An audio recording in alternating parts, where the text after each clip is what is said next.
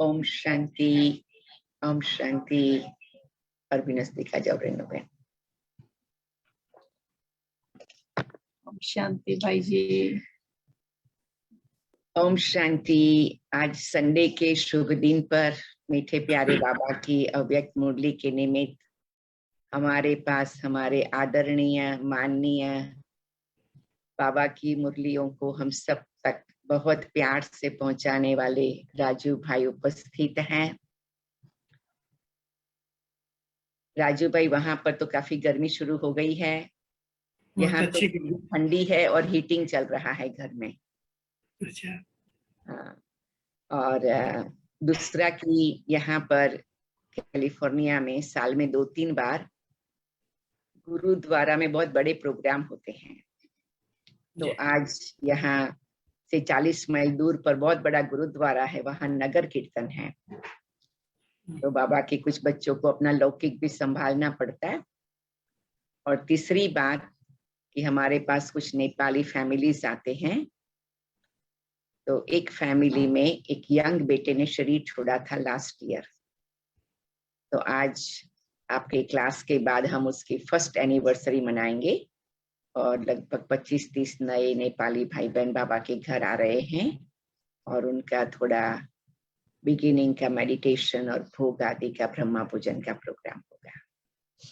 तो हम सभी के लिए बहुत खुशी की बात है कि हमारे आदरणीय राजू भाई जी हमारे साथ हैं। वो आप हमें पहले थोड़ा अव्यक्त मुरली का महत्व बताएंगे, कुछ नए भाई बहनों को भी मदद मिले, पुरानों को भी पक्का हो जाए, और आज की अव्यक्त मुरली भी हम सबको बहुत प्यार से सुनाएंगे। ये बहनें भाई साहब का स्वागत करते हैं। ओम शांति भाई जी, वेलकम। ओम शांति। विजय बहन आ जाओ। ओम शांति। बाकी भी हर एक अपने को अनम्यूट करके चालू कर सकते हैं, वीडियो करें। ओम शांति भाई जी, ओम शांति भाई जी, ओम शांति। ओम शांति, ओम शांति, ओम शांति, ओम शांति, ओम शांति, ओम शांति। अभी हम सब अपने को म्यूट करते हैं और भाई जी से सुनते हैं। ये प्रोग्राम हम भाई जी है तो बाद में भी काम है। सभी को ओम शांति। आज मास का तीसरा रविवार भी है। बाबा के बहुत प्रेरणादायी शिक्षाप्रद महावाक्य जो बाबा ने हम बच्चों के लिए विशेष उच्चारण किए हैं वो हम सब सुनेंगे। बाबा का साकार तन जब तक ब्रह्मा बाबा साकार में थे 18 जनवरी को अव्यक्त हुए, तब तक साकार बाबा के द्वारा शिव बाबा की मधुर मुरली चली और हम सब उसी मुरली के आधार से ब्रह्मा मुख वंशावली ब्राह्मण बने। लेकिन बाबा 18 जनवरी 69 को अव्यक्त हुए तो सभी ब्राह्मणों के मन में एक प्रश्न था कि अभी बाबा की मुरली कैसे चलेगी, कैसे पढ़ाई होगी, अभी आगे कैसे क्या होगा। क्योंकि बाबा ने जब साकार में थे तब कुछ पहले से बताया नहीं था, कैसे अव्यक्त पाठ शुरू होगा, बाबा का प्रवेशता होगी, बाबा के बच्चे पालना लेंगे, कुछ भी क्लियर नहीं था। तो 18 जनवरी 69 को जब साकार ब्रह्मा बाबा ने निज देह का त्याग किया तो 19 और 20 दो दिन बाबा के इस पार्थिव शरीर को रखा गया पांडव भवन माउंट आबू में। और बाबा के चारों तरफ बच्चे जो बाबा से बहुत स्नेह रखते, उन सबको विशेष कहा गया कि आप सब बाबा के घर में आए। बाबा ने हम सबसे छुट्टी ली है, देह का परिवर्तन किया है तो 2 दिन में सब चारों तरफ से, उस समय तो विदेश में इतनी सेवाएं नहीं थी, भारत में ही थे। और भारत में जहां जहां भी बहनें गई हुई थी सेवा पर, सेंटर्स पर थी, जब वो यहाँ मधुबन में पहुंच गई तो 21 जनवरी को दोपहर में बाबा के पार्थिव शरीर का पांडव भवन में ही अंतिम संस्कार किया गया, जहां पर अभी बाबा का यादगार शांति स्तंभ बना हुआ है। सभी बाबा के बच्चे वहां पर बाबा की स्नेह भरी सकाश लेने के लिए, शक्ति लेने के लिए शांति स्तंभ पर आते हैं। योग चलता है और इस समय तो गर्मियों की सीजन में रोज शाम के समय शांति स्तंभ पर ही योग की भट्टी, योग का अभ्यास करते हैं सभी। तो 21 तारीख को जब दोपहर में अंतिम संस्कार पूरा हुआ तो हमारे ब्राह्मण कुल की एक रस्म है कि जब कोई पार्थिव शरीर, कोई का शरीर मिट्टी रखा होता है तो भोजन नहीं खाते, भोजन नहीं बनता भंडारे में। तो 2 दिन तक भंडारे के अंदर कोई भी चीज बनी नहीं थी। तब जब संस्कार हुआ तो सबने स्नान वगैरह किया, तैयार हुए और बाबा को भोग लगाया गया।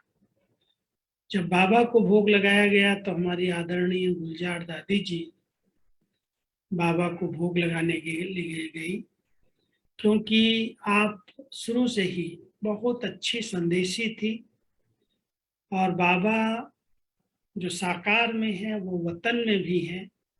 ये एक दृश्य सबसे पहले बाबा दादी ने ही बाबा को देखा था और बाबा को सुनाया था, बाबा जो आप यहाँ पर हैं आपका ही एक ऊपर रूप भी दिखाई देता है। तो बाबा ने कहा उससे पूछो तो वो कौन है। तो जब संदेशी वापस, गुलजार दादी वापस वतन में गई तो पूछा कि हमारा बाबा तो नीचे साकार में है, आप कौन है।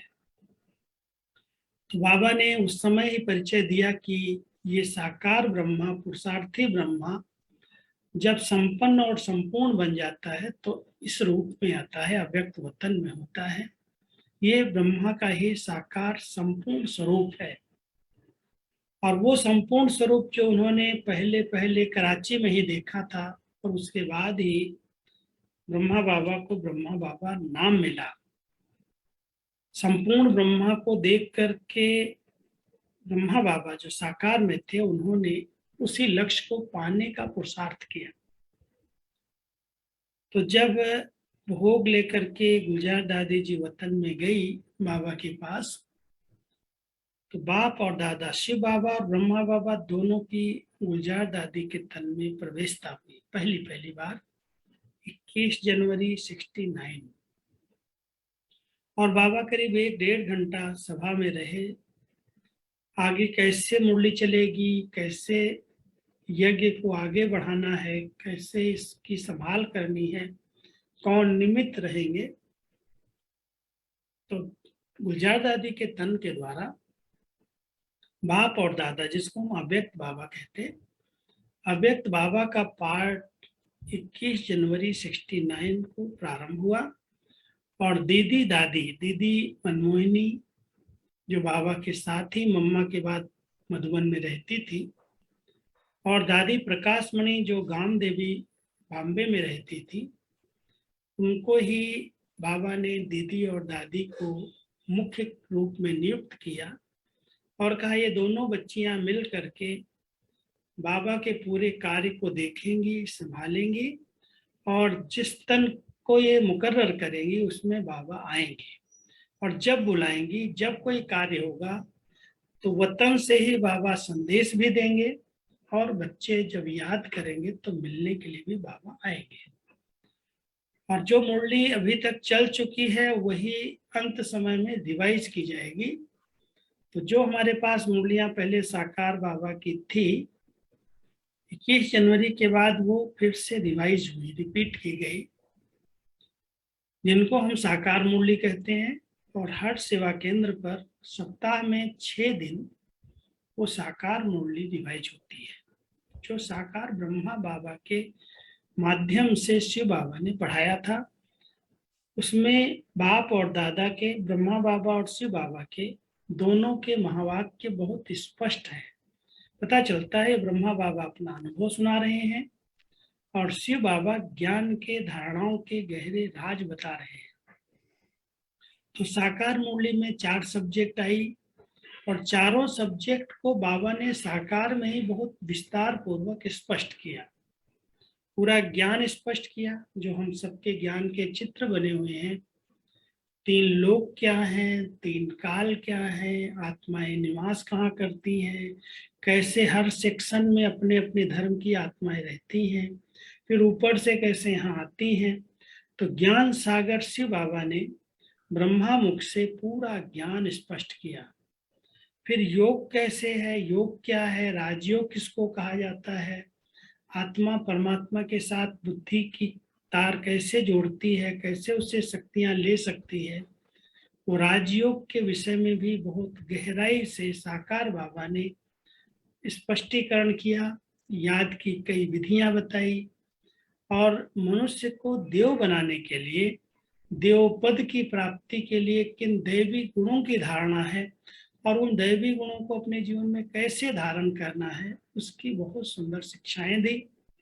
और साथ साथ सेवा कैसे करनी है, सेवा किसको कहा जाता है, ये चारों सब्जेक्ट साकार में जब बाबा की मुरलियां चलती थी तो एक ही मुरली में बाबा के चारों सब्जेक्ट की पढ़ाई होती। और वही वास्तव में पढ़ाई है जिसमें ज्ञान, योग, धारणा, सेवा चारों सब्जेक्ट बाबा ने समय प्रसमय स्पष्ट किए, विस्तार पूर्वक समझाया। लेकिन जब बाबा अव्यक्त हो गए तो अव्यक्त होने के बाद बच्चे ब्रह्मा बाबा के समान कैसे बने, वो भी पुरुषार्थ करके अपनी कर्मातीत स्थिति को प्राप्त करें और विशेष करके सत्य धर्म की स्थापना हो, इसलिए हर एक आत्मा दैवी गुणों से संपन्न बने। तो अव्यक्त बाबा ने बहुत गहराई से योग के कई स्वरूप बताए, योग की भिन्न भिन्न स्टेजेज बताई। बीज रूप स्टेज क्या है, ज्वाला स्वरूप स्टेज क्या है, अव्यक्त स्टेज क्या है, फरिश्ता स्टेज क्या है। तो योग की भिन्न भिन्न स्टेजेस, शरीरीय अवस्था, विदेही अवस्था, आत्म अभिमानी अवस्था और साथ साथ पवित्रता की संपूर्ण स्टेज क्या है, सरलता, सहनशीलता किसको कहते हैं, मधुरता किसको कहते हैं, जो दिव्य गुण है, विशेष करके अव्यक्त रूप में बाबा ने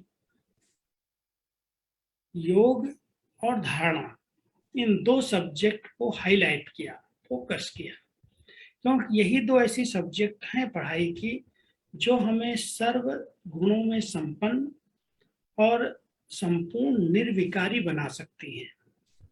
क्योंकि ब्रह्मा बाबा की जीवन कैसे संपन्नता को प्राप्त हुई, उसके लिए बाबा ने अव्यक्त रूप में ही बताया कि 3 शब्दों के पुरुषार्थ से ब्रह्मा बाबा अव्यक्त बने। एक निराकारी स्थिति का अभ्यास किया, दूसरा निर्विकारी स्थिति बनाई, तीसरा निरहंकारी बने। तो निरहंकारी, निर्विकारी, निराकारी, इन तीनों शब्दों पर बाबा ने बहुत फोकस दिया कि बच्चे कैसे अपनी स्टेजेस बनाओ। तो 69 में बाबा का पाठ गुलजार दादी जी के माध्यम से शुरू हुआ और बीच बीच में जब भी दादियां कोई भी कार्य करना होता, सेवाएं शुरू हुई, विदेश के अंदर बहनों का, भाइयों का जाना हुआ, भारत में कई प्रकार के प्रोग्राम सेवाओं के बने। सब बातों को गुलजार दादी के ट्रांस मैसेज के द्वारा या बाबा के अवतरण के द्वारा एक एक बात बाबा से पूछी और बाबा के संदेश गुलजार दादी के द्वारा हमें मिलते रहे। गुलजार दादी जी के द्वारा बाबा की पालना मिलती रही। विदेश के बच्चे आए, विदेश के बच्चों को बाबा ने बहुत स्नेह दिया, एक एक को पर्सनल वरदान दिए। बहुत बाबा ने मेहनत की। अव्यक्त रूप में मैं मेहनत इसलिए कह रहा हूँ, रात को कोई आत्मा किसी के तन में प्रवेश कर 7 बजे गुलजार दादी लगभग 6:30-7 बैठ जाती थी और कभी कभी शाम को 6:30-7 बजे बैठा हुआ रथ और सुबह 8 बजे तक बैठे हुए, 12 घंटा 13 घंटा तक, और बाबा उनके तन में, ना बाथरूम, ना कोई उठना, ना बैठना, ना खाना, सिर्फ बाबा दृष्टि दे रहे हैं, बच्चों को वरदान दे रहे हैं, एक एक बच्चों को मिल रहे हैं। और मैं आपको ये अनुभव किस लिए बता रहा हूँ, क्योंकि मैंने भी जब मधुबन में आया, 72 में मैं मधुबन में आया, बाबा 69 में व्यक्त हुए। जब 72 में आया तो मैं हिंदी प्रांत से था, यूपी से था, और स्टूडेंट लाइफ थी, मैं 15-16 साल की उम्र में ही आ गया था। तो दादी जी ने कहा कि देखो, बाबा रात भर बच्चों से मिलते हैं, कई वरदान देते हैं, कोई बाबा के महावाक्य को रात भर नोट नहीं करता है। और उस समय टेप रिकॉर्ड, ये साइंस के साधन तो मधुबन में कोई थे ही नहीं। तो क्या तुम बैठोगे बाबा के पास? बैठो। 1-2 घंटा पहले यीशु दादी जी बैठती थी, वो नोट्स लेती थी, मुरली जब चलती थी। लेकिन उसके बाद मेरी सेवा ये शुरू हुई, और मैं 73 से ही बाबा के बाजू में, जब बाबा आते थे, क्योंकि उस समय हिस्ट्री हॉल और बाबा का कमरा 2 ही चीजें थी, मेडिटेशन हॉल, ओम शांति भवन, फिर शांति बने, तो बाद में सब निर्माण हुआ।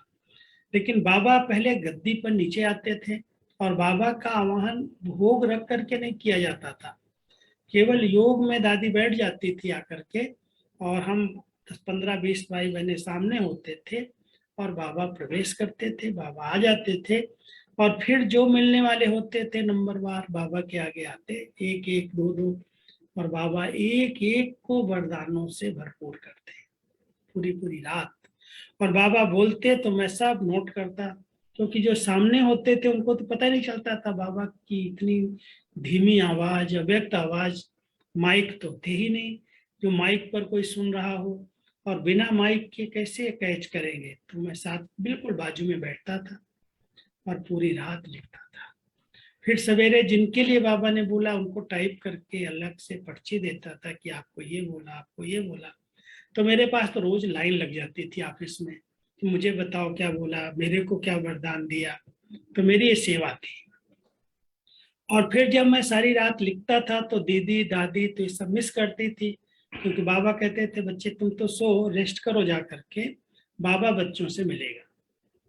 तो फिर दूसरे या तीसरे दिन मैं सारी मुरलियां टाइप करके जो बाबा ने बोला वो सब रात्रि क्लास में सुनाता था, और उसी को सेटिंग करके अव्यक्त बाबा की मुरलियां जो बनाई गई, वो अव्यक्त बाबा की वो मुरलियां उस नोट्स के आधार से जो रात भर हम लोगों ने लिखा, पहली मुरली चली वो यीशु दादी ने लिखा, और उसके बाद जो ग्रुप्स मिले बाबा के वो मैंने नोट किया, और मुरलियों के नीचे वो शुरू किया।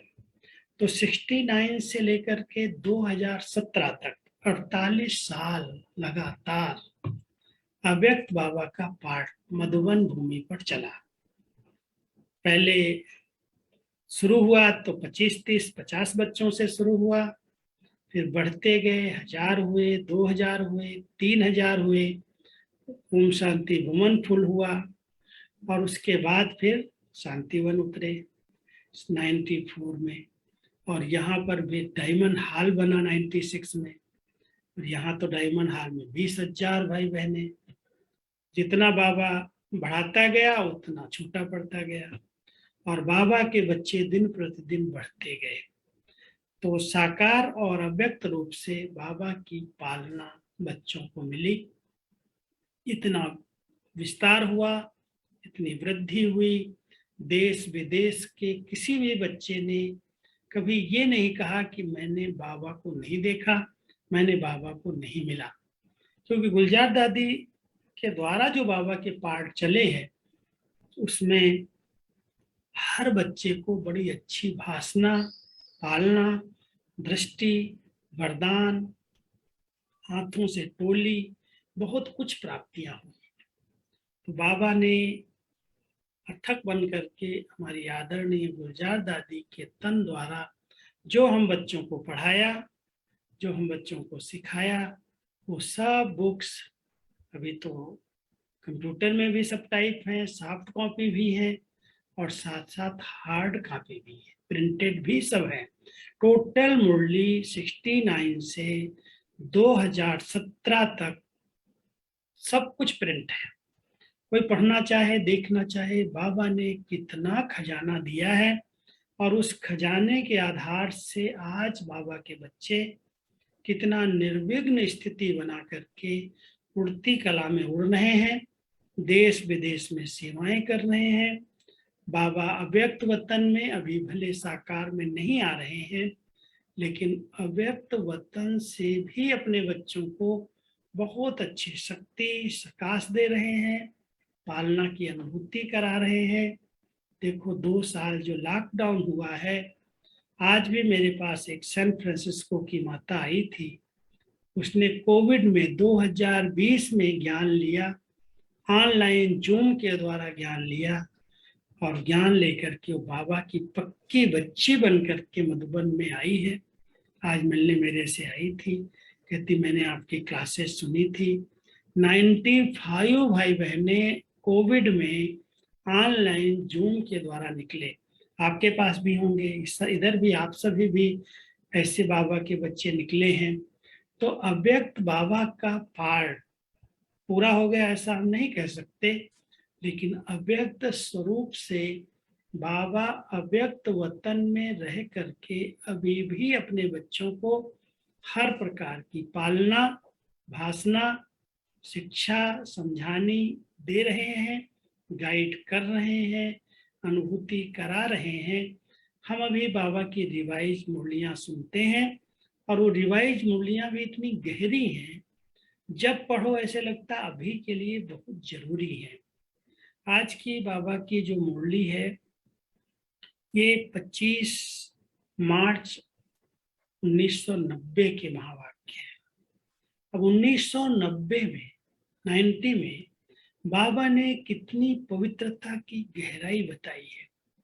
ब्राह्मण जीवन में जो अनुभूतियां होनी चाहिए, अतीन्द्रिय सुख की अनुभूति, रूहानियत की अनुभूति, योग की गहरी अनुभूतियां, उसका आधार है मन, वचन, कर्म की पवित्रता। तो पहले बाबा ने शुरू किया है पवित्रता से, लेकिन फिर धीरे धीरे साधना किसको कहा जाता है, सेवाएं क्या होती हैं, कैसे सेवाएं करनी है, कौन कौन से सर्टिफिकेट लेने हैं, आज की इस मुरली में बाबा ने बहुत विस्तार पूर्वक एक एक बात स्पष्ट की है।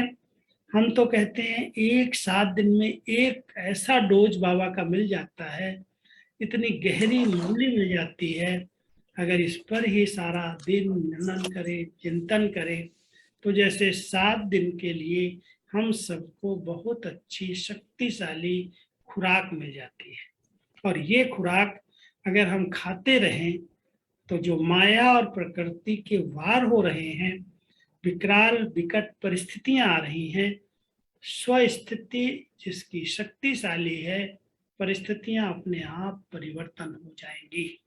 तो आप सब बाबा की मुरली सुनो, फिर अगर कोई प्रश्न हो, कोई बात पूछनी हो तो पूछना, क्योंकि बाबा अपने बच्चों को अव्यक्त रूप में अपने समान ब्रह्मा बाबा संपन्न और संपूर्ण बना करके साथ ले जाना चाहते हैं। बाबा का जो वायदा था साकार में, बच्चे साथ चलेंगे, साथ रहेंगे, साथ राजधानी में आएंगे और फिर साथ में पूज्य पद पुजारी रूप में मिलेगा, वो भी बाबा ने सब स्पष्ट बताया था। और अभी भी हम सभी बच्चों को संपन्न बनाने के लिए वतन में हैं, इंतजार कर रहे हैं कि मेरे बच्चे ज्ञान और योग की पढ़ाई से स्वयं को संपन्न बनाए, संपूर्ण बने, संपूर्ण पावन बन करके मेरे अव्यक्त वतन में आए और फिर साथ में मूल वतन का गेट खुले और फिर नई राजधानी सतयुगी दुनिया की स्थापना हो। तो हम सब तैयार है ना? तो आज बाबा की मुरली सुनो। बाबा ने कितनी प्यार से एक एक बात स्पष्ट सुनाई है और बच्चों को संपन्न संपूर्ण बनने की अनेक शिक्षाएं दी हैं, बहुत प्यार भरी पालना दी है। कैसे ज्ञान और योग के साथ साथ स्वसेवा, विश्व सेवा, मनसा सेवा, यज्ञ सेवा की जा सकती है तन से, मन से, धन से, मनसा वाचा कर्मणा। बहुत विस्तार पूर्वक आज की मुरली में, आज के महावाक्यों में बाबा ने स्पष्ट किया है। तो आप सभी पहले मुरली सुन लो, फिर अगर कोई प्रश्न है तो पूछना। ये रिवाइज मुरली 25 मार्च 1990 की है। आज है 17 अप्रैल 2022। मुरली की मूल हेडिंग है सर्व अनुभूतियों की प्राप्ति का आधार पवित्रता। और आपको ये भी खुशखबरी बताता हूँ, मुरलियों की सभी हेडिंग्स बाबा ने इसी बच्चे के द्वारा बनवाई। जो आप सब सुन रहे हैं, हेडिंग जो बनाई है, क्योंकि बाबा तो हेडिंग नहीं बताता है, तो सार है, हेडिंग्स हैं, वरदान है, स्लोगन्स हैं, ये सब दादियों ने मुझ आत्मा को सेवा दी और तब से लेकर के अभी तक वो सेवा चलती आ रही है। तो मुरली की हेडिंग है सर्व अनुभूतियों की प्राप्ति का आधार पवित्रता। आज स्नेह के सागर बाप दादा अपने चारों ओर के रूहानी बच्चों के रूहानी फीचर्स देख रहे हैं। हर एक ब्राह्मण बच्चे के फीचर्स में रूहानियत है, लेकिन नंबरवार है। बाबा को दिखाई दे रहा है कि मेरे सब बच्चे देश विदेश में जहां भी हैं, सब में रूहानियत है, लेकिन एक जैसी नहीं है। क्यों? क्योंकि रूहानियत का आधार पवित्रता है। संकल्प, बोल और कर्म में पवित्रता की जितनी जितनी धारणा है, उसी प्रमाण रूहानियत की झलक सूरत में दिखाई देती है। ब्राह्मण जीवन की चमक पवित्रता है। निरंतर अतीन्द्रिय सुख और स्वीट साइलेंस का विशेष आधार है पवित्रता। अगर ब्राह्मण जीवन में अतीन्द्रिय सुख का अनुभव करना है, स्वीट साइलेंस की स्थिति का अनुभव करना है, तो पवित्रता मन वचन कर्म की जरूरी है। पवित्रता नंबरवार है, तो इन अनुभूतियों की प्राप्ति भी नंबरवार है। अगर पवित्रता नंबर 1 है, तो बाप दादा द्वारा अनुभूतियों की प्राप्ति भी नंबर 1 है। पवित्रता की चमक स्वतः ही निरंतर चेहरे पर दिखाई देती है। पवित्रता की रूहानियत के नयन सदा ही निर्मल दिखाई देते हैं। सदा नयनों में रूहानी आत्मा और रूहानी बाप की झलक अनुभव होगी। आज बाप दादा सभी बच्चों की विशेष ये चमक और झलक देख रहे हैं। आप भी अपने रूहानी पवित्रता के फीचर्स को नॉलेज के दर्पण में देख सकते हो, क्योंकि विशेष आधार पवित्रता है। पवित्रता सिर्फ ब्रह्मचर्य को नहीं कहा जाता, लेकिन सदा ब्रह्मचारी अर्थात ब्रह्मा बाप के आचरण पर हर कदम में चलने वाले। उनका संकल्प, बोल और कर्म रूपी कदम अर्थात उनका संकल्प, बोल और कर्म रूपी कदम नेचुरल ब्रह्मा बाप के कदम पर कदम होगा, जिसको आप सभी फुट स्टेप कहते हो। उनके हर कदम में ब्रह्मा बाप का आचरण दिखाई देगा। तो ब्रह्मचारी बनना मुश्किल नहीं है, लेकिन मन वाणी कर्म के कदम ब्रह्मचारी हूं, इस पर चेक करने की आवश्यकता है। ब्रह्मचारी माना जो ब्रह्मा बाबा के संकल्प थे, जो उनके बोल थे, जो उनके कर्म थे, अगर बच्चे के भी कर्म बोल संकल्प उनके प्रमाण ही हैं तो कहेंगे ब्रह्मचारी। तो इस पर चेक करने की आवश्यकता है। और जो ब्रह्मचारी है उनका चेहरा और चलन सदा ही अंतर्मुखी और अतीन्द्रिय सुख वाला अनुभव होगा। एक है साइंस के साधन और ब्राह्मण जीवन में है ज्ञान के साधन। तो ब्रह्मचारी आत्मा साइंस के साधन व ज्ञान के साधन के आधार पर सदा सुखी नहीं होती, लेकिन साधनों को भी अपनी साधना के स्वरूप में कार्य में लाती है। ज्ञान के साधन माना साइंस के साधन तो हम सब देख रहे हैं, लेकिन जो बाबा ने ज्ञान के साधन दिए हैं, कई लोग ज्ञान के साधनों पर निर्भर हैं। जैसे कोई को बिना लाइट के, बिना टेप मशीन के, बिना कोई गीत के योग नहीं लगता, कोई कमेंट्री नहीं चलेगी तो योग नहीं लगेगा। तो ये जैसे हमने साधनों को अपना आधार बना लिया।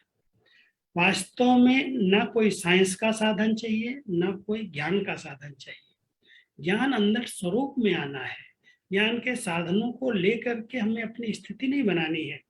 तो बाबा कह रहे हैं ब्रह्मचारी आत्मा साइंस के साधन व ज्ञान के साधन के आधार पर सदा सुखी नहीं होती, लेकिन साधनों को भी अपनी साधना के स्वरूप में कार्य में लाती है। साधनों को आधार नहीं बनाती, लेकिन अपनी साधना के आधार से साधनों को कार्य में लाती है। जैसे कोई ब्राह्मण आत्माएं कभी कभी कहती हैं हमें ये चांस नहीं मिला, इस बात की मदद नहीं मिली, ये साथ नहीं मिला, इसलिए खुशी कम हो गई। अथवा सेवा का स्वयं का उमंग उत्साह कम हो गया। ना कोई साधन नहीं मिला, कोई सहयोग नहीं मिला, कोई ने पूछा नहीं, तो हमारा उमंग उत्साह कम हो गया।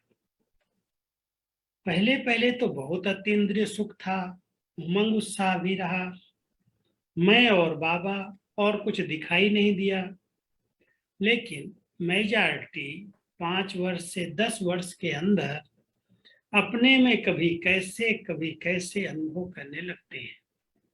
इसका कारण क्या? पहले वर्ष से 10 वर्ष में उमंग उत्साह भी 10 गुना बढ़ना चाहिए ना, लेकिन कम क्यों हो गया? उसका कारण यही है कि साधना की स्थिति में रहकर साधनों को कार्य में नहीं लगाते। साधना की स्थिति में रह करके साधनों को कार्य में नहीं लगाते। कोई न कोई आधार को अपनी उन्नति का आधार बना देते हैं। ये साधन होगा तो मैं ये करूंगी, ये साधन होगा तो मैं योग करूंगी। अगर साधन नहीं है तो योग नहीं करेंगे, साधन नहीं है तो सेवा नहीं करेंगे। वो आधार बना दिया।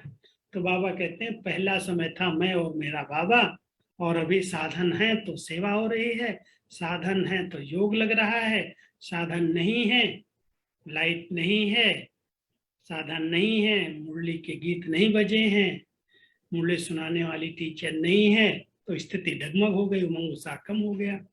तो बाबा सुना रहे हैं कोई न कोई आधार को अपनी उन्नति का आधार बना देते हैं, और वो आधार जब हिलता है तो उमंग उत्साह भी हिल जाता है। वैसे आधार लेना कोई बुरी चीज नहीं है, लेकिन आधार को ही फाउंडेशन बना देते हैं। बाप बीज से निकल जाता है और आधार को फाउंडेशन बना देते हैं, इसलिए हलचल होती है। इसलिए हलचल क्या होती है? ये होता तो ऐसे नहीं होता, ये होगा तो ऐसे होगा, ये तो बहुत आवश्यक है, ऐसे अनुभव होने लगता है। ये बहुत आवश्यक है, हमें वो एक गाड़ी की तो बहुत आवश्यकता है। बिना गाड़ी के बिना हम कैसे सेवा कर सकते हैं? ये साधन तो बहुत जरूरी है। तो ये होगा तो ऐसे होगा, ये साधन नहीं होगा तो सेवा नहीं होगी। तो बाबा कहते हैं ये तो बहुत आवश्यक है, ऐसे अनुभव होने लगता है।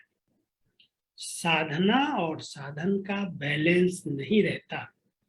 साधनों की तरफ बुद्धि ज्यादा जाती है और साधना की तरफ बुद्धि कम हो जाती है। इसलिए कोई भी कार्य में, सेवा में बाप की ब्लेसिंग अनुभव नहीं करते, और ब्लेसिंग का अनुभव न होने के कारण साधन द्वारा सफलता तो मिल जाती, उमंग उत्साह बहुत अच्छा रहता, और सफलता कम होती तो उमंग उत्साह भी कम हो जाता है। साधना अर्थात शक्तिशाली याद, निरंतर बाप के साथ दिल का संबंध। साधना इसको नहीं कहते कि सिर्फ योग में बैठ गए हम साधना कर रहे हैं, और इसको साधना नहीं कहते। लेकिन जैसे शरीर से बैठते हो वैसे दिल, मन, बुद्धि एक बाप की तरफ, बाप के साथ बैठ जाए, इसको साधना कहते हैं। केवल शरीर से बैठ गए और बुद्धि भटक रही है, दिल कहीं दूसरे में लगी हुई है, मन अच्छा बुरा बुरा इधर उधर की बातें सोच रहा है, तो उसको साधना नहीं कहते। साधना माना शरीर भी स्थिर है, दिल की भावनाएं भी एक बाबा में है, मन और बुद्धि भी एकाग्र है, तो उसको कहते हैं साधना। शरीर भल यहाँ बैठा है, लेकिन मन एक तरफ, बुद्धि दूसरी तरफ, दिल में और कुछ आ रहा है, तो इसको साधना नहीं कहते। मन, बुद्धि, दिल और शरीर चारों ही साथ साथ बाप के साथ समान स्थिति में रहे, ये है यथार्थ साधना। साधना का अर्थ सब समझ गए होंगे। साधना बाबा किसको कहते हैं? जिसमें शरीर भी स्थिर है, दिल की भावनाएं भी एक में है, मन और बुद्धि भी एकाग्र है। समझा? अगर यथार्थ साधना नहीं होती तो फिर क्या होता? आराधना चलती है। पहले भी सुनाया है, कभी तो याद करते हैं, कभी फिर फरियाद करते हैं। याद में फरियाद की आवश्यकता नहीं। साधना वाले का आधार सदा बाप ही होता है, और जहां बाप है वहां सदा बच्चों की उड़ती कला है। कम नहीं होगा, लेकिन अनेक गुना बढ़ता जाएगा। कभी ऊपर कभी नीचे इसमें थकावट होती है। आप कोई भी हलचल के स्थान पर बैठो तो क्या होगा? जैसे ट्रेन में बहुत हिलते हैं तो थकावट होती है ना। कभी बहुत उमंग उत्साह में उड़ते हो और कभी बीच में रहते हो, कभी नीचे आ जाते हो, तो हलचल हो गई ना। इसलिए या तो थक जाते हो या बोर हो जाते हो, फिर सोचते हो क्या ऐसे ही चलना है। लेकिन जो साधना द्वारा बाप के साथ है, उसके लिए संगम युग पर सब नया ही नया अनुभव होता है। हर घड़ी में, हर संकल्प में नवीनता, क्योंकि हर कदम में उड़ती कला अर्थात प्राप्ति में प्राप्ति होती रहती है। हर समय प्राप्ति है। संगम युग में हर समय बाप वर्षे और वरदान के रूप में प्राप्ति कराते हैं, तो प्राप्ति में खुशी होती है और खुशी से उमंग उत्साह बढ़ता रहता है, कम हो ही नहीं सकता। चाहे माया भी आए तो भी विजयी बनने की खुशी होगी, क्योंकि माया पर विजय प्राप्त करने के नॉलेजफुल बन गए हो। तो 10 साल वालों का 10 गुना, 20 साल वालों का 20 गुना हो जाएगा। हो रहा है? बाबा पूछते हैं। तो कहने में ऐसे आता है, लेकिन है तो अनेक गुना। अब इस वर्ष में क्या करेंगे? उमंग उत्साह तो बाप दादा द्वारा मिली हुई आपकी अपनी जायदाद है। सुना? उमंग उत्साह बाप दादा द्वारा मिली हुई जायदाद है। बाप की प्रॉपर्टी को अपना बनाया है, तो प्रॉपर्टी को बढ़ाया जाता है या कम किया जाता है। इस वर्ष विशेष 4 प्रकार की सेवा पर अटेंशन अंडरलाइन करना। सुनो, 4 प्रकार की सेवा। पहला नंबर है स्व की सेवा, स्व की सेवा। दूसरा है विश्व की सेवा। तीसरी है मनसा सेवा। और एक है वाणी द्वारा सेवा, दूसरी मनसा सेवा, और चौथी है यज्ञ सेवा। स्व सेवा, विश्व सेवा, वाणी या मनसा द्वारा सेवा और यज्ञ सेवा। जहां भी हो, जिस भी स्थान पर हो, वो सेवा स्थान यज्ञ कुंड है। ऐसे नहीं कि सिर्फ मधुबन यज्ञ है और आपके स्थान यज्ञ नहीं है। तो यज्ञ सेवा अर्थात कर्मणा द्वारा कुछ न कुछ सेवा जरूर करनी चाहिए। करते हैं हमारी बहनें भाई, जब समय मिलता है सेंटर पर आकर के ब्रह्मा भोजन बनाना, सफाई करना, कई बाबा के कार्य, प्रदर्शनी लगाना, सेवाओं के कई साधन हैं जो सब बच्चे मिल करके करते हैं। तो बाबा कहते हैं यज्ञ सेवा माना कर्मणा सेवा में सहयोगी बनना। बाप दादा के पास सेवा के 3 प्रकार के खाते सबके जमा होते हैं, मनसा, वाचा और कर्मणा, तन, मन और धन। कई ब्राह्मण सोचते हैं हम तो धन से सहयोगी नहीं बन सकते, सेवा नहीं कर सकते, क्योंकि हम तो समर्पण हैं, धन तो कमाते ही नहीं हैं, तो धन से सेवा कैसे करेंगे। लेकिन समर्पित आत्मा अगर यज्ञ के कार्य में इकोनॉमी करती है अपने अटेंशन से, तो जैसे धन की इकोनॉमी की, वो इकोनॉमी वाला धन अपने नाम से जमा होता है। ये सूक्ष्म खाता है। अगर कोई नुकसान करता है तो खाते में बोझ जमा होता है, और इकोनॉमी करता है तो उसका धन के खाते में जमा होता है। यज्ञ का एक एक कणा मुहर के समान है। अगर यज्ञ की दिल से, दिखावे से नहीं, दिल से कोई इकोनॉमी करते हैं तो उसकी मुहरें इकट्ठी होती जाती हैं।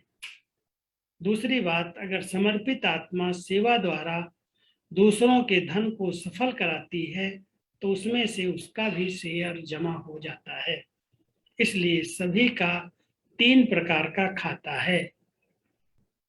तीनों खाते की परसेंटेज अच्छी होनी चाहिए। कोई समझते हैं हम तो वाचा सेवा में बहुत बिजी रहते हैं, हमारी ड्यूटी ही वाचा की है, मनसा और कर्मणा में परसेंटेज कम होती है। लेकिन ये भी बहाना नहीं चलेगा। वाणी के समय अगर मनसा और वाचा की इकट्ठी सेवा करो तो क्या रिजल्ट होगी। मनसा और वाचा इकट्ठी सेवा हो सकती है, लेकिन वाचा सहज है, मनसा में अटेंशन देने की बात है। इसलिए वाचा का तो जमा हो जाता है, लेकिन मनसा का खाता खाली रह जाता है। और वाचा में तो बाप से भी बच्चे होशियार हैं। देखो आजकल बड़ी दादियों से अच्छे भाषण छोटे छोटे करते हैं, क्योंकि न्यू ब्लड है ना। भले आगे जाओ, बाप दादा खुश होते हैं, भले आगे जाओ। लेकिन मनसा का खाता खाली रह जाएगा, क्योंकि हर खाते की 100 मार्क्स है। स्थूल सेवा को कर्मणा सेवा नहीं कहते। कर्मणा अर्थात, आज कर्मणा की बाबा ने दूसरी परिभाषा बताई। कर्मणा अर्थात संगठन में संपर्क संबंध में आना। ये कर्म के खाते में जमा हो जाता। तो कईयों के तीनों खातों में बहुत फर्क है, और वे खुश होते रहते हैं कि हम तो बहुत सेवा कर रहे हैं, बहुत अच्छे हैं। बाबा कहता खुश भले रहो, लेकिन खाता खाली नहीं रहना चाहिए, क्योंकि बाप दादा तो बच्चों के स्नेही है ना। फिर ऐसे उलझना नहीं देना कि हमको इशारा भी नहीं दिया गया कि ये भी होता है। उस समय बाप दादा ये पॉइंट याद कराएगा, टीवी में चित्र के सामने आएगा। इसलिए इस वर्ष सेवा भले करो, बहुत करो, लेकिन ये तीनों प्रकार के खाते और चारों प्रकार की सेवा साथ साथ करो। 3 प्रकार के खाते, मनसा वाचा कर्मणा, तन मन धन, और 4 प्रकार की सेवा, स्व सेवा, विश्व सेवा, मनसा सेवा और यज्ञ सेवा।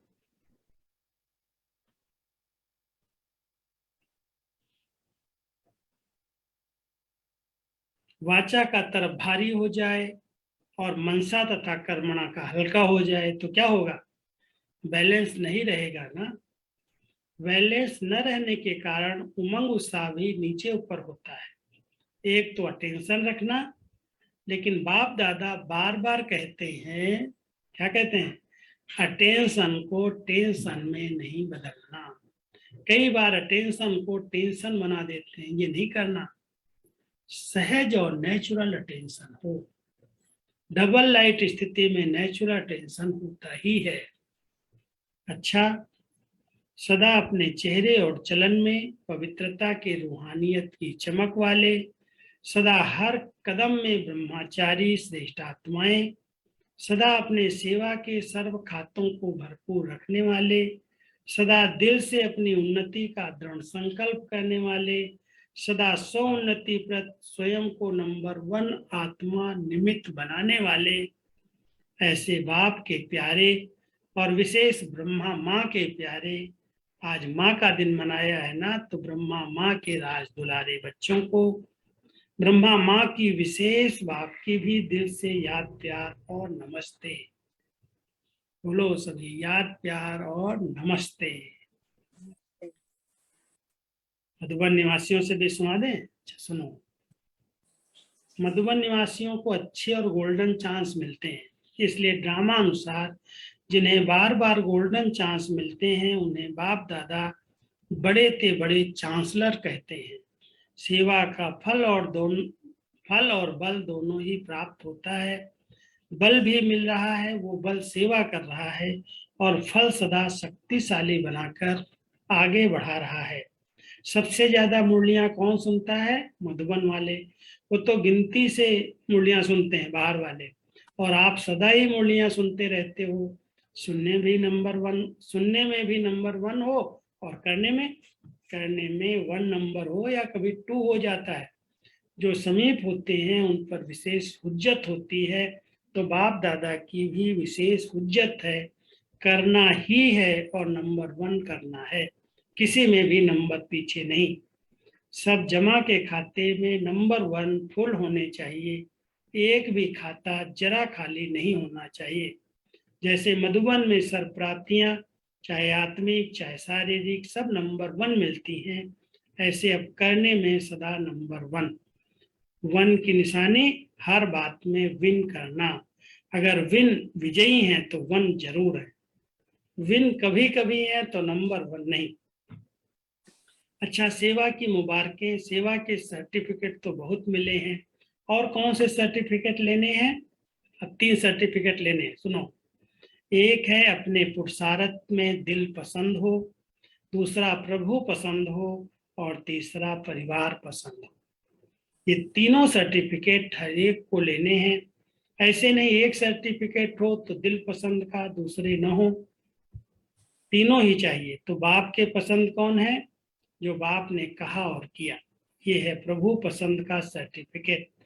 और अपने पसंद अर्थात जो आपकी दिल है वही बाप की दिल हो। अपने हद के दिल पसंद नहीं, लेकिन बाप की दिल सो मेरी दिल।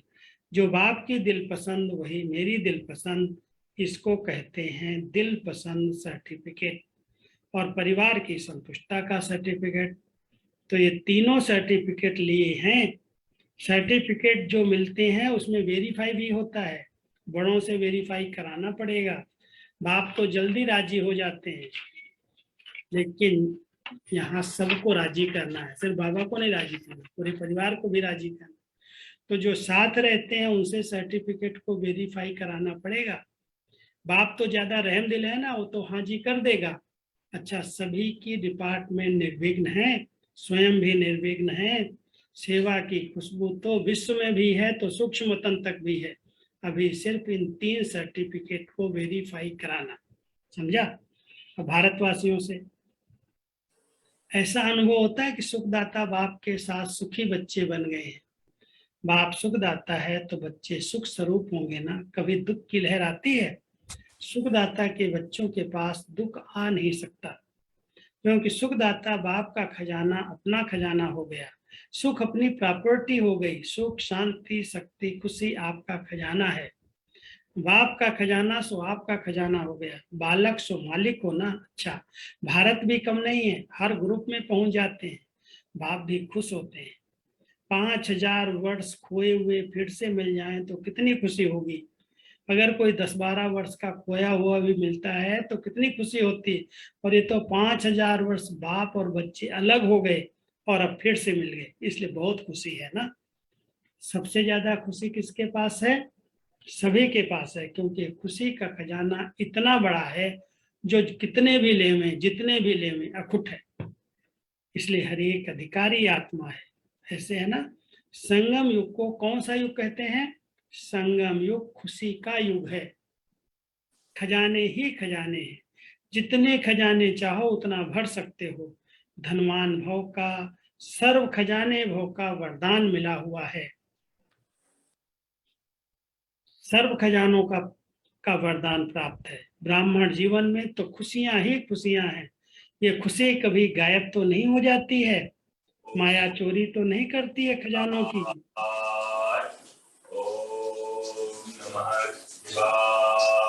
ये क्या हट गया?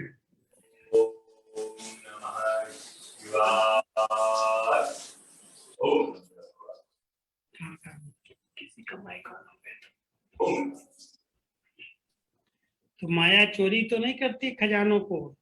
जो सावधान होशियार होते हैं उनका खजाना कभी कोई लूट नहीं सकता। जो थोड़ा सा अलबेले होते हैं उनका खजाना लूट लेते हैं। आप तो सावधान हो ना, या कभी कभी सो जाते हो? कोई सो जाते हैं तो चोरी हो जाती है, अलबेले हो गए ना। सदा होशियार रहना, सदा जागती जोत, तो माया की हिम्मत नहीं जो आपका खजाना लूट कर ले जाए। अच्छा, जहां से भी आए हो सब पद्मा पदम भाग्यवान हो। यही गीत गाते रहो, सब कुछ मिल गया। 21 जन्मों के लिए गारंटी है कि खजाने साथ रहेंगे। इतनी बड़ी गारंटी कोई दे ही नहीं सकता, तो ये गारंटी कार्ड ले लिया है ना। ये गारंटी कार्ड कोई रिवाजी आत्मा देने वाली नहीं है, स्वयं दाता एक गारंटी ले रहा है। इसलिए कोई डर नहीं, कोई शक नहीं है। अच्छा, मीठे मीठे सिकिलधे बच्चों पर माता पिता बाप दादा का याद प्यार और गुड मॉर्निंग। रूहानी बाप की रूहानी बच्चों को नमस्ते। हम रूहानी बच्चों की रूहानी बाप को याद प्यार, गुड मॉर्निंग, नमस्ते, नमस्ते, नमस्ते क्रिया बाबा, सब अमेरिका निवासियों को बाबा। क्रिया। वरदान है, फॉलो फादर करते हुए सपूत बन, हर कर्म में सबूत देने वाले सफलता स्वरूप भव।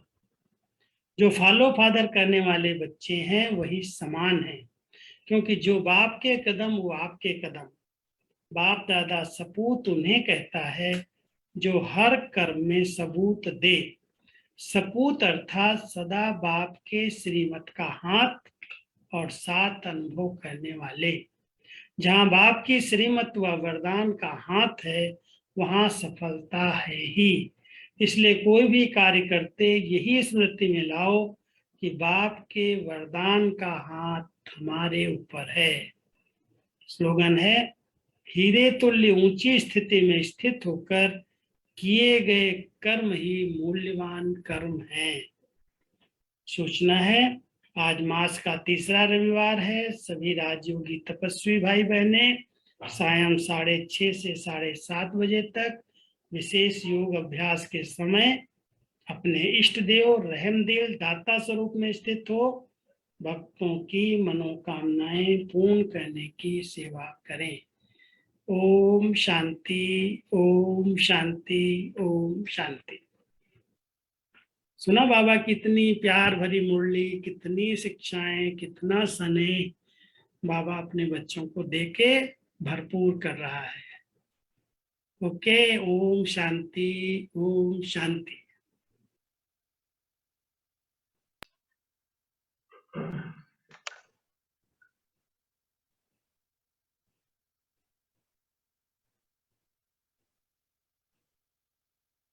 हंसा बहन बोलो कुछ।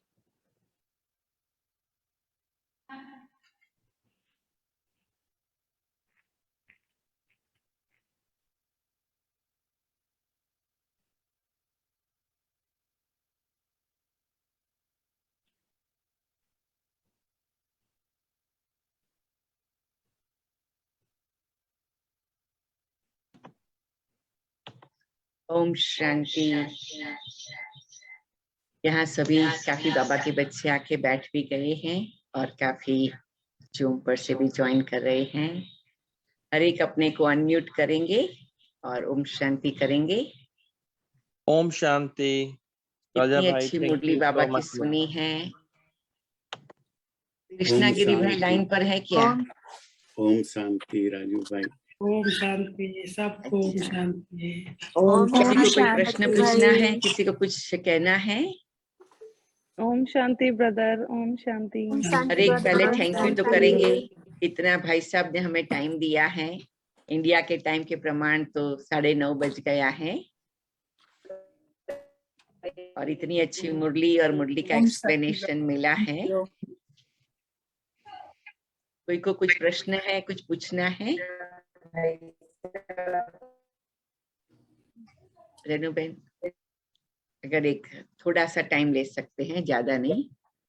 ओम शांति भाई जी, thank you for reading the Murli. भाई जी एक क्वेश्चन है, जैसे बाबा कहते हैं हमें 5000 वर्ष बाद मिले हैं, वीडियो चालू कर। ये जी, संगम युग का समय है, मौजों का समय है, उठती कला का समय है।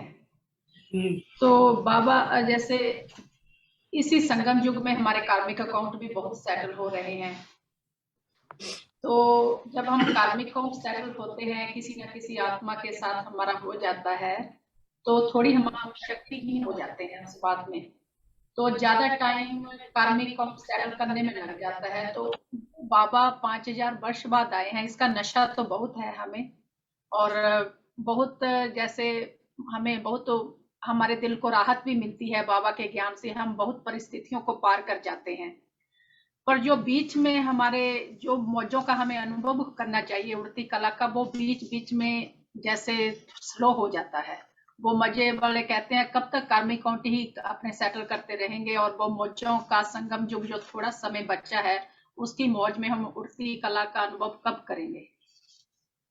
आप थोड़ा बताओगे? ऐसे जब परिस्थितियां आती है, बाबा का ज्ञान से हम परिस्थितियों को पार तो कर जाते हैं, पर कहने का भाव ये है, वो जब परिस्थितियां आती है तो उसमें हम थोड़ा शक्तिहीन हो जाते हैं। वो शक्तिहीन होने के कारण फिर हमें वो पावर को अपने आप को लाना पड़ता है।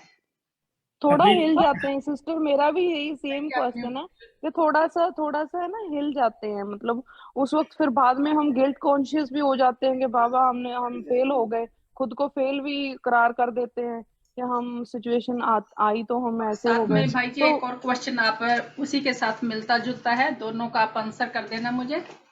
जैसे बाबा, जैसे साधना है बाबा की निरंतर याद है ना, जब साधना जैसे हम कहते हैं हम दूसरे साधनों से अनुभव है, बाबा की कमेंट्री लगा लेते हैं, गाने सुनते हैं, वो एक जैसे कभी कभी वो सहारा लेना पड़ता है, क्योंकि अपने मन के संकल्प नहीं चले, है ना।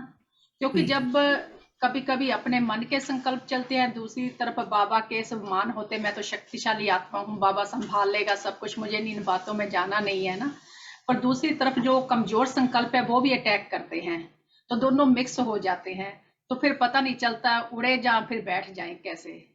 आप थोड़ा ऐसा है कि प्रकाश डालेंगे इसमें भाई जी?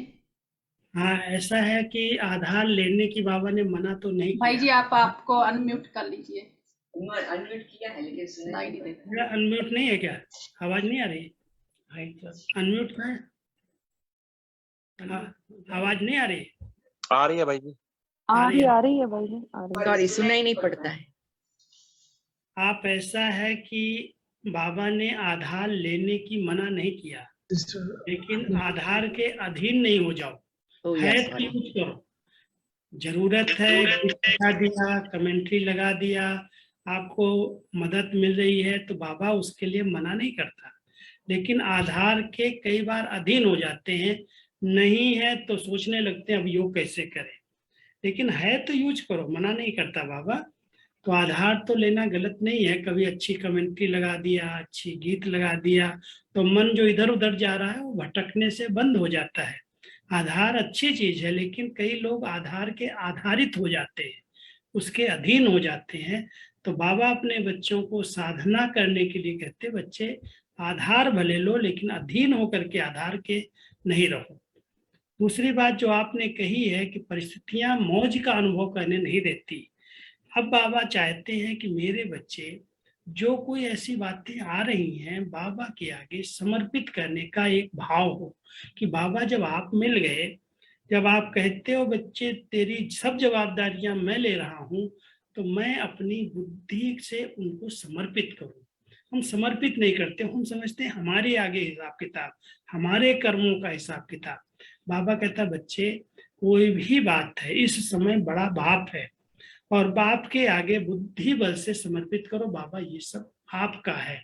तो जवाबदारी जब बाबा को अर्पित कर देंगे, मेरेपन से मुक्त रहेंगे तो हल्के रहेंगे और मौज का अनुभव कर सकेंगे। इसलिए बुद्धि से बाबा को सामने ही मर्ज करके अपने सब बोझ बाबा को दे दो। बाबा अभी आप मिले हो, आप इसको संभालो, आप सर्वशक्तिमान हो, सर्व समर्थ हो, मैं अपने ऊपर कोई जवाबदारी नहीं लेता। कर्मों का कोई भी खाता है, कोई भी जवाबदारी है, कोई भी हिसाब किताब है। बाबा अपने बच्चों से कहते हैं बच्चे अपने आप को सिर्फ निमित्त समझ करके रहो, बाकी सब मुझे अपनी जवाबदारी दे दो, आप हल्के हो जाओ। आज ब्रह्मा बाबा ने अपनी सब जवाबदारियां बाबा को अर्पित की। बाबा के सामने जितने पेपर आए, जितनी परिस्थितियां आई, जो हिसाब किताब आए, शायद ही अभी आपके सामने किसी के आते हो, लेकिन बाबा ने कभी उसकी चिंता नहीं की। सदा बेगमपुर के बादशाह, बाबा मिल गया, बस बाबा जाने, बाबा का काम जाने, मैं नहीं जानता। तो इतना बुद्धि को सरेंडर कर दिया, जो सब कुछ बाबा हवाले करके खुद लाइट हो गए। हम लोगों को अभी सरेंडर करने की, बुद्धि को हल्का करने की आदत नहीं बनी है। हम समझते हैं मेरा कर्म, मेरा कार्मिक अकाउंट है, जहां मेरापन है वहां बोझ है, भारीपन है।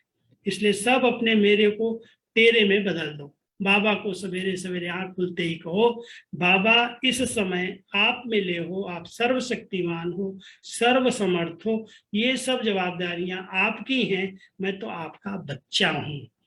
तो बच्चा बन करके बहुत लाइट रहने की आदत डालो। चिंताएं चिता के समान है, अपने सिर पर नहीं रखना। तो अगर बाबा को सवेरे सवेरे सामने इमर्ज करके बच्चे बन करके बाबा को अर्पित कर देंगे, तो मैं समझता हूँ मौज की जीवन का अनुभव कर सकेंगे। ब्रह्मा बाबा ने खुद करके दिखाया, दादियों ने करके दिखाया। इतने टेंशन, इतनी बातें, इतना बड़ा परिवार सबको संभालते हुए कभी नहीं कहा मेरे कोई कर्मों का हिसाब किताब है। बाबा, दादी जानकी तो हमेशा कहती थी कोई कर्मों का हिसाब किताब नहीं, बाबा जाने। मैं तो बाबा को जीवन दे दी। तो ऐसे लाइट रही और लाइट रहने के कारण सदा हल्की रही। ओके, तो आप सब लाइट रहो। बाबा को सवेरे उठते ही आंख खुलते ही सब तेरा है, कुछ नहीं मेरा है, मैं तो तेरी हूं। ऐसे संकल्प से सब समर्पित करो।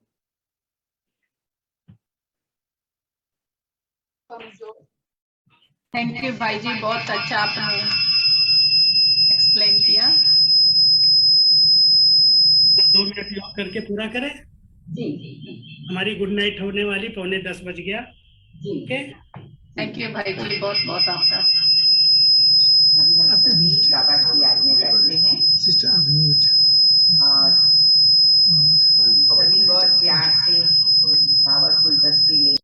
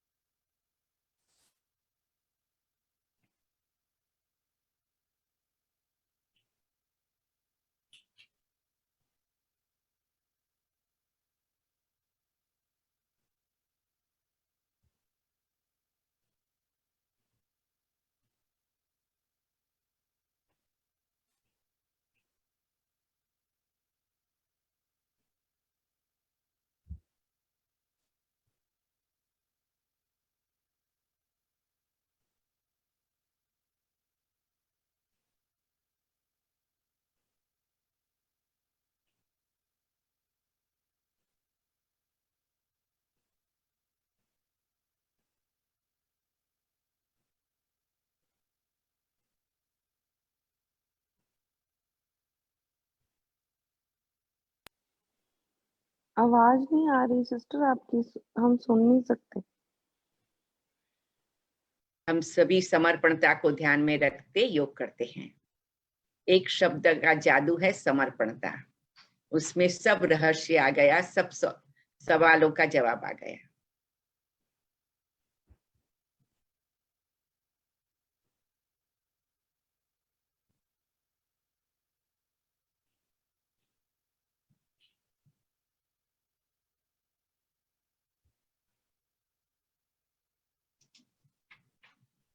Okay, good night. Om Shanti. Good morning.